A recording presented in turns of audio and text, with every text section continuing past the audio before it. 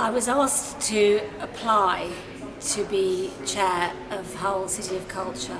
I think because I've always been a champion of Hull. I came here to university in 1984. I graduated in 1987. The university then was very, very small. I mean, really small. There were only about 5,000 students, tiny. But what it gave you is an absolute love of the city and a love of the university and a pride in the city and a belief that Hull was a very, very special place. This was reinforced to me when I went out to work and people couldn't believe that I'd been to Hull University. I don't think they knew where the city was or even that it had a university. They say, where? Where? And you get used to saying it twice. You say, Hull. They say, where? Hull.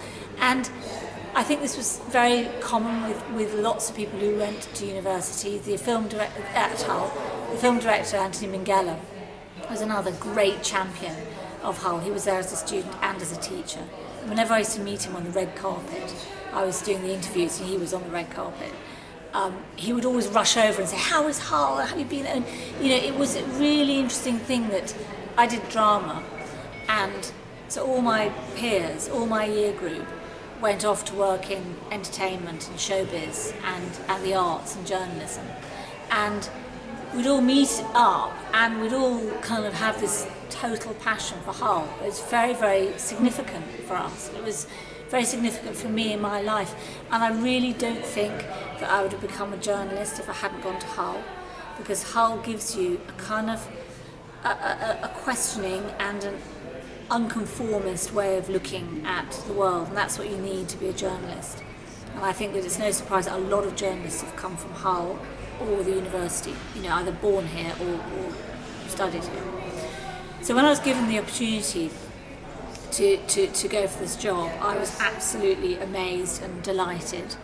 I'd also covered quite a lot of the cities of culture and capitals of culture in my work at the BBC and elsewhere as an arts journalist. So I knew the terrain, I have followed other cities of culture, and I understand the notion of the transformative power of culture.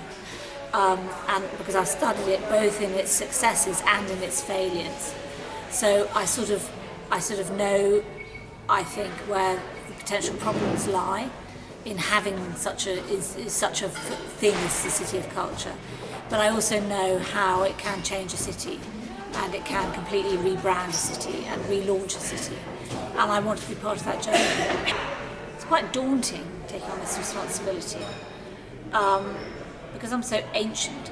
I invested in a pair of glasses the other day, and having glasses is quite good for the board, because I sit there, put my glasses on, I feel a bit more authoritative because it's quite scary.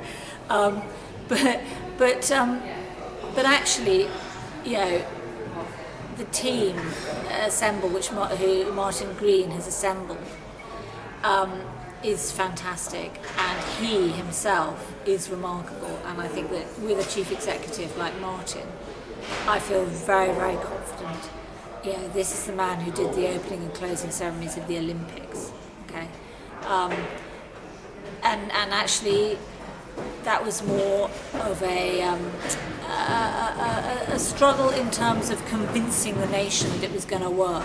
You know, everyone was very against the Olympics. The Olympics were going to be a disaster, and you know, he and his team managed to turn that round. No one thinks that now about Hull, arguably because the Olympics was so successful. So I'm very, very confident with the team, and also I'm very, very confident about the city. I've yet to meet anyone in Hull who doesn't believe that the City of Culture is a fantastic thing. I mean, people in Hull really want Hull to succeed, and in a way that, you know, you don't get those massive pockets of cynicism and negativity that you do in other cities. Just this morning, I went out for a run. It's my favourite run. It's a run along the Prom by the banks of the Humber. It is a spectacular run. I urge you to do it if you haven't ever. You run from the deep along the Humber, and I like going along to the ferry docks. Okay, And this morning I couldn't. I ran about a couple of miles and then there was a big gate saying promenade closed, footpath closed. And I went up to it and I thought, okay, and I turned around and I met a dog walker and I said, well, I said the footpath is closed. He said, oh yeah, it's been closed for a couple of weeks now. I said, oh, that's a shame. He said, yeah, it's Siemens. Siemens building the dock there. And I said, fantastic. And he said, I know. I mean, isn't that great? That, you know, there's a sort of thrill in Hull about winning the City of Culture, about getting Siemens here with 1,000 jobs, £350 million worth of investment, Hull City in the Premiership, out of the relegation zone. You know, it's a great story. It's a great good news story, and the whole of the city is behind it in a way which I find totally moving and wonderful. Thank you. I really like that one as well. Do you know the prom, and do you know the bit I'm talking about, that walkway by the prom? Yeah, I know. Yeah. It's really nice. Yeah. It's nice to it is nice to walk your dog on there. I've done it before. No, I'm not scared. I think the expectations are high. I think we're going to surpass them. I think it's going to be amazing. I know it is. I know of some of the plans. They are phenomenal. And, you know, we have to obviously make sure that we've got the budget to pay for it, and we've got the facilities and we've got the space to do it, but I think the ideas are brilliant. It's very good coming second. We are the second City of Culture. The first one was Derry, Londonderry, and we've seen, you know, what happened there and how fantastic it was, and also mistakes they made, and we've learnt from that. Also, Martin Green, the Chief Executive, and I have spoken to Phil Redmond, who was the chair of Liverpool, Capital of Culture, and we've learned a lot from his advice. So I think that we will meet the expectations. I think it's going to be a great thing. I think one of the things that Phil Redmond told us is not to programme too much, don't cram it, and also let everyone do their stuff as well. You know, let all the communities do their thing. They're all part of it, and be open, rather than saying we're just doing it ourselves. He said it's quite difficult to carry an elephant. It's much easier to ride it. So you don't want to own everything about the year.